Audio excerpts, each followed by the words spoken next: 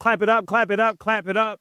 Man, listen, it's MBB World. I'm MBBWrld, and I'm here with Boy, Flo9, man. Talk to him, Flo9. Now, we just did a photo shoot, man, and we just seen some clothes. We seen some one-on-one pieces. Diving into the interview, I definitely want to start with the clothing and like what got you inspired to start a clothing brand, and like explain some of those pieces that you were just showcasing. Yeah, so first and foremost, bro, I wanna, give you a shout out, big shout out, bro, what you're doing for the city. Ah, You know what I'm saying? yes, sir. Doing your thing, bro, and people gotta know, bro. Is you gotta build that platform. But man, like fashion, bro, be honest, I always grow up like, I grew up seeing awards and all that. And I used to see people like, all our favorite artists, you know what I'm saying, performing. I was like, yo, I want to do that, you know what I'm saying? Yeah. And then like, I'm gonna keep it a bean. Like I didn't always have like, we grow up, we don't always have the flyest fits, you know. I'm For sure. Like, I'm like, it's 6 siblings, so we always didn't really, I grew up, I'm like, you know what? When I get to my bag, I'm gonna start getting fly and shit, like, you know what I'm saying? But like I realized like these brands is expensive, you know what I'm saying? The stuff I'm underwear. So I'm like, you know what? I'm gonna just start designing my own stuff. So I started at like 11, 12. I just don't paint on the clothes, you know what I'm saying? Yeah. It just went from, when I went to school, I was like, I took a fashion industry. Yeah. And I was like, I actually had a brand before called Astronomy Apparel High School. But I never did nothing with it, you know what I'm saying? I was supposed to go to school, college, but that didn't work out. But, you know what I'm saying? Now we here, but like, now I design the clothes for pro-life. I literally had a dream. And in my dream, I'm like, I just saw pro-life like in a dream. So I'm like, pro-life, that's tough. Woke up and I said, sometimes you dream, like you dream about money. He's like, Yeah, you got. I gotta go get to it. Yeah, you seen the vision, had to instantly go with it. Not even like when you dream about money, then you wake up like, oh, you think the money, like you look at your hand, like, oh shit. Oh, you thought it was there already. Nah, but like there's something like that. But when the pro-life, I'm like, oh shit. I woke up and said, pro-life, yeah, that happened in my dream. That's gonna be the brand. I was asking God to help me get a brand name. You know what I'm saying? Because I'm like, I wanted to be, because pro-life is more or less like, I was like really trying to build myself up. You know what I'm saying? My self-love, how I deal with people, how I deal with everybody. You know what I'm saying? If you're on that positive tip, but don't be a doormat. Don't let people play you. Just on that real positivity shit. But that's what it was, bro. And I'm like, you know what? I want to see people wearing stuff that I create. You know what I'm saying? Like anybody got something that they make and all that, they get happy and. You know what I'm saying? They just want to, put it out to the world, you know what I'm saying? Like donate, do whatever, you know what I'm saying? I'm always trying to get back too. So, but pro-life is an acronym for pursuing resilience and optimism, live for your future every day, you know what I'm saying? So it's bold, you know what I'm saying? Like you can't be not saying like a lame nothing like that, because everybody got their time, you know what I'm saying? But change is inevitable. But there's gonna be a time you have to look at yourself in the mirror, like, yo, like if you're not doing so good, it's like get disciplined. Get right. Let's go. Fix that mindset. Yeah, because a lot of times, like you said, like everyone got potential, but it's like what you do with it and how you use your mindset, right? So let's talk about mindset from when you first started your first clothing line to now this clothing line, right? What's the difference in the mindset for launching both? So Charmin Power was just like, I was always into like the universe, you know what I'm saying? And then it's so crazy now, like I'm like just the spiritual journey that I'm on now that I started. I come to think of it, like everything really started from the universe. Yeah. So I was right on the money, like, yo, that's kind of crazy. Like, you know what I'm saying? So it's just doubling back, like, nah, that's crazy. So, but like, I just need, like, the Starting Apparel didn't have no mission behind it. You know what I'm saying? It was just like I said, I was in this like astrology class and all that high school, and we learned about global warming and all this and that. So I just like, I like that name. At that time, I was like, astronomy, that's fine. Like, and I just put the apparel on it, like, yo, wow, like, but I wasn't taking it like where I taking pro-life, you know what I'm saying? Yeah. So pro-life is like, I came at the right time. I see you doing more rollouts. I see you trying to like really push your craft past just having the clothes, but also doing a roll up behind it. So talk about like, now we're in a new generation where content is key, right? Like you can have something fire, but if it's not seen by the public, you know what I'm saying? It's hard to really get it out. So what's it like trying to push behind the scenes of like the rollout of this clothing brand and like what you're doing now to be able to make sure that people see it?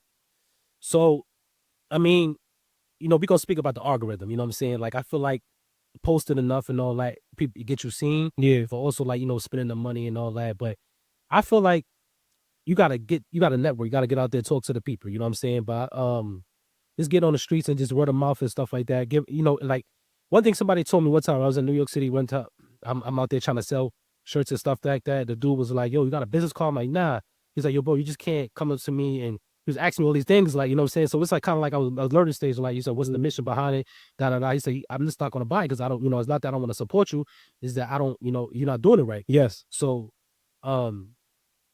I lost my train of thought. But like, yeah, like so I feel like you just gotta get out there and keep going, bro. The rollouts, bro, it's just like you don't have to have like some people kind of want to wait till they have like official everything. Yeah. Sometimes you do just gotta start. Yeah. I ain't gonna lie, because if you don't get started, how are you gonna know what's a fix, right? Yeah. Like sometimes perfection kills like creativity, right? Right. And that speaks into it, right? Being creative, going from clothes, fashion, music, lifestyle.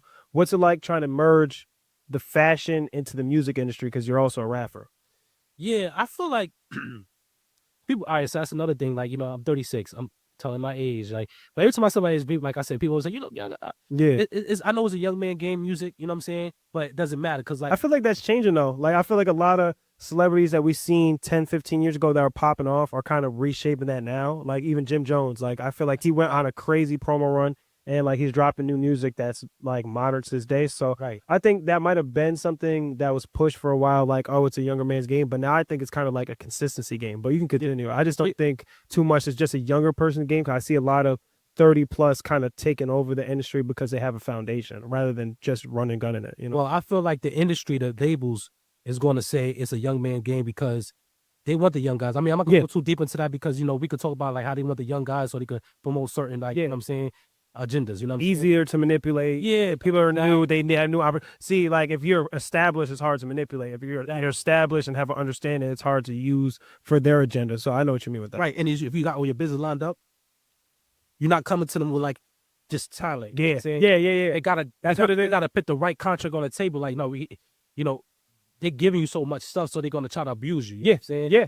But if you got your ducks in a row, it's like, damn, like, this guy really don't need us. You don't really need us. You feel it? I do suggest artists to get to the point where you don't need a label before you go to a label, because then you can also benefit from the label. Don't let the label benefit from you solely. For the fact. Then you get to that, like, start getting into the music and fashion. Oh yeah, I mean, so like all that's intertwined each other. You know what I'm saying? So like, fashion, music, movies, all that. So I just it's just in the same agenda. Sit category. So I'm like, yo, you know what?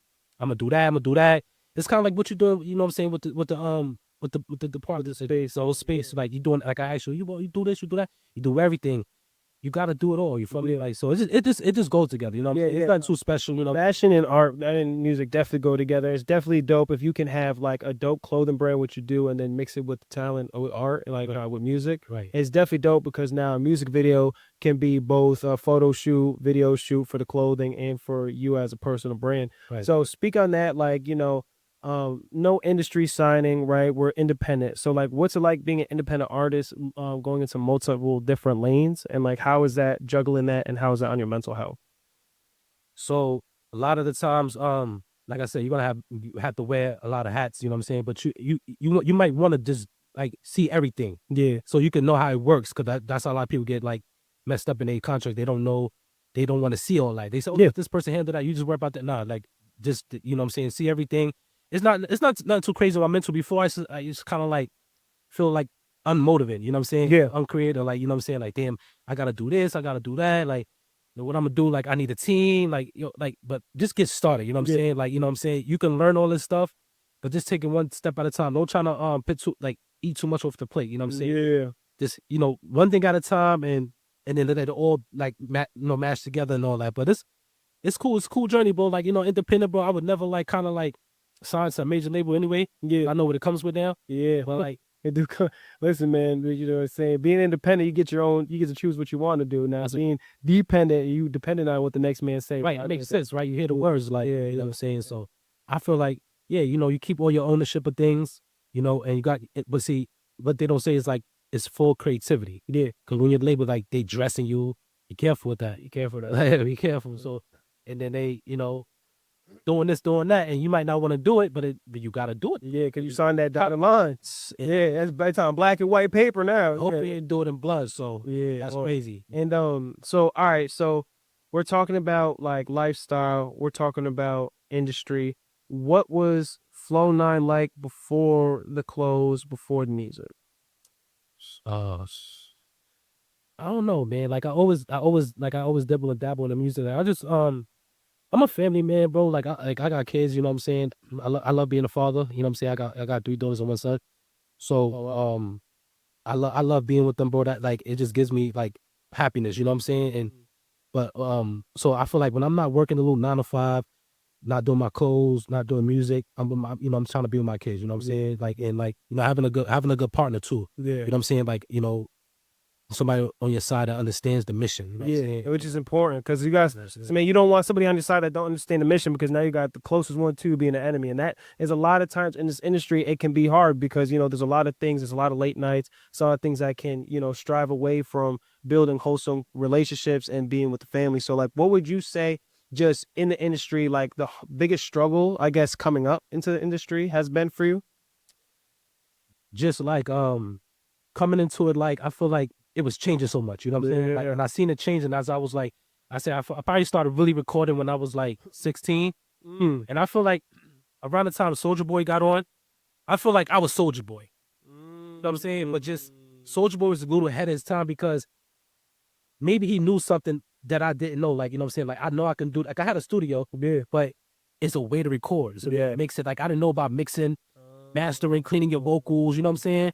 And then like promoting, like, you know what I'm saying? Like, I would just burn on the CD and try to go outside and see the CD, and then it went from CDs to streaming. So it's like a lot of shit changed, bro, but it has changed a lot too. Even common knowledge, like we're talking about marketing and just marketing out 20 years ago. Soulja Boy was definitely on the sun, dude. He was definitely ahead of his time because he understood how to captivate an audience globally, right? And what to do behind the scene to reach that. Everybody was doing it. At that time, everybody was hot. There was a lot of new age talent, but it was like these people who were able to capitalize had this industry push. Like Soulja Boy, the only thing was different is that he had the officials that were sitting there saying, do this, do this, do this. You feel what I'm saying? So he was doing the game, doing the certain clothes and everything. But yeah, that's a good point. You know, I just feel like he was like a revolution, not a revolution, but more or less like, viral. He was like a viral moment, you know what I'm saying? Like, because even like I try to imitate that. Like I made songs like, dance and have a dance with. I was kind of thinking, make a song, fly a song, have people dance, and then create a dance, and then it go viral. But I don't like that all the time. No, you know what I'm saying? It's just like you gotta have a machine sometimes. You do have people that care. A team. You know what I'm saying? But I mean, I do it for fun. You know what I'm saying? I do it for fun, and like, that's where it gotta be at first. You know what I'm saying? It can't feel like a crazy job like you don't want to do.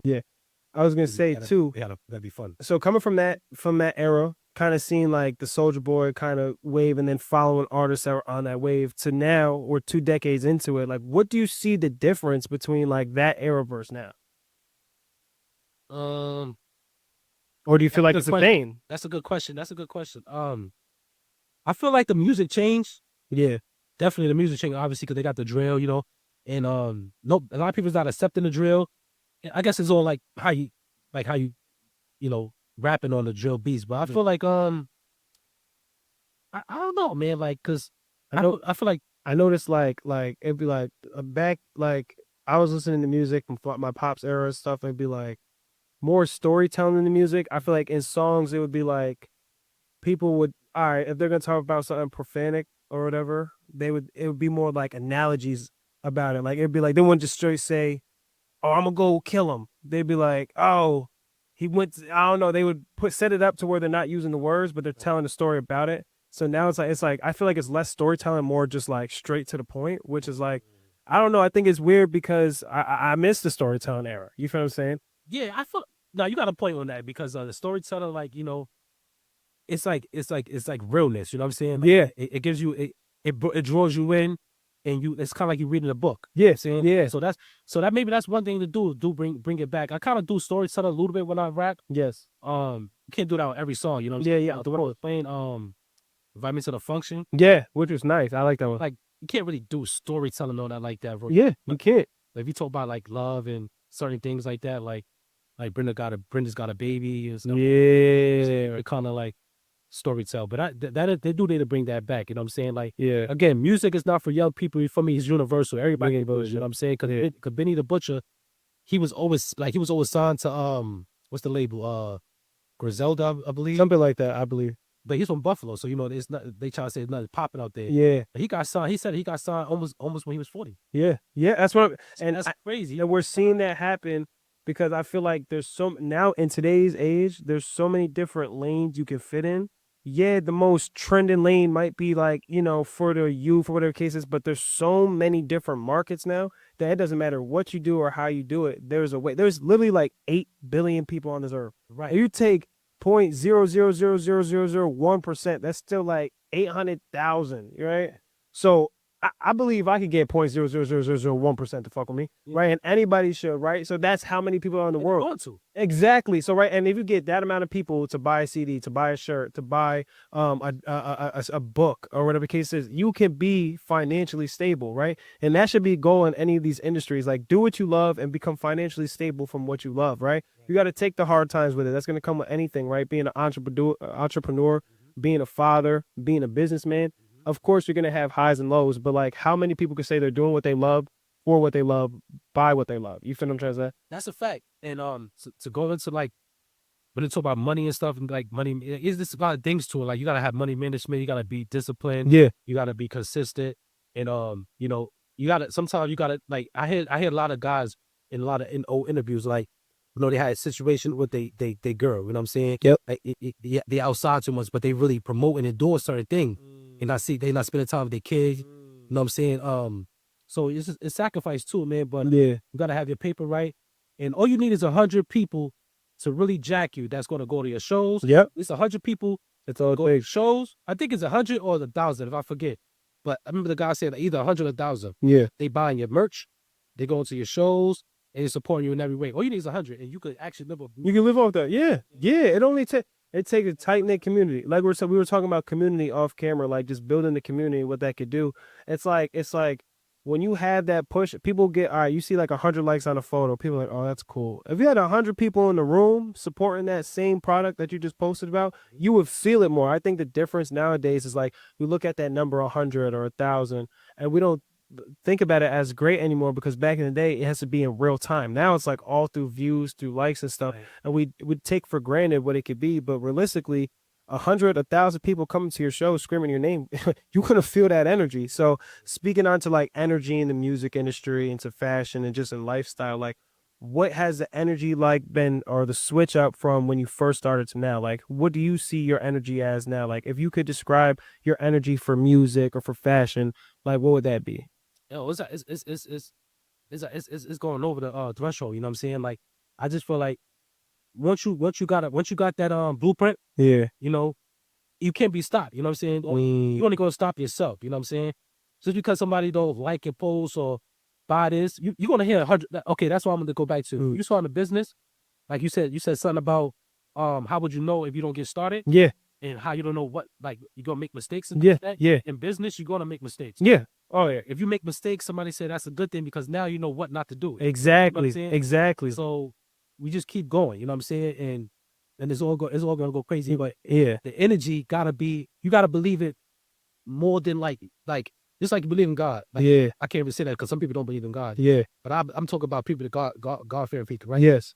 You gotta believe it like you believe in God. Like, you never seen God, right? But you believe in him and you pray to him. Yes. You ask him for forgiveness and to lead. That's having faith. Yes. Right. Faith. The faith in yourself was like, if you could have faith in the Most High, you have faith in yourself. Yeah. Because we are God too. You know what I'm saying? Exactly. You're not him, but we have his.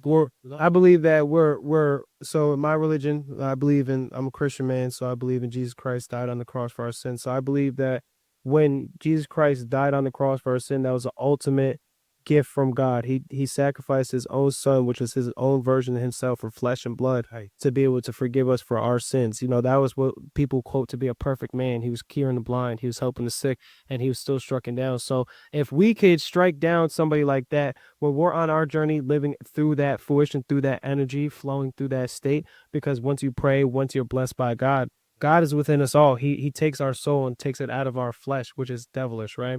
So all this to say, when you move with that intent, you're gonna have obstacles in front of you. He's actually gonna be more. Everyone thinks that when you live for a purpose, things get easier. It actually gets harder. You get tested more. That's a fact, because the devil's mad now because you turned your back on him. Oh yeah, because he's not gonna be watching you so much if you doing like, oh yeah, I'm gonna leave him for a little bit, because last time I checked, he's smoking and he drinking, and you know, like which, you know, everybody do what they do. I don't judge nobody, but let's be honest, that shit's not good for us. You know what I'm saying? Yeah. It's what the actions you do behind that. So if you drinking and you get into like a fight at a, you know what I'm saying? Yeah. Like, he gonna turn his back like, okay, yeah, That person was doing all the stupid shit that I left him to do. Yeah, so I don't even gotta pay. I don't even gotta add nothing else. But it is when you stop doing that. Now he's like, "Oh, word, you was smoking every day. Now you're not smoking. Right. Oh yeah, hold on. Let's put some pressure on him. Let's put some stress on him. Let's see how he handles it." Yep. And oftentimes as human, we are gonna fail at first. You feel what I'm saying? Yeah, but that's why you don't give up. Yes. It's gonna fail. Everybody fails. You know what I'm saying? Yeah. The richest person fell. You know. Yeah. What's the guy? Bill Gates. I think. Yeah. So I think he's still at least top 3. It's Bill Gates or In something. his garage, right? Yeah. Yo. Yeah. The guy that owns Stewart's, he started selling candy on his block. Yeah. So it's like it gets to the point where you look at it like the more success you have, the more you failed. It's not about if you fall, it's about how you get up.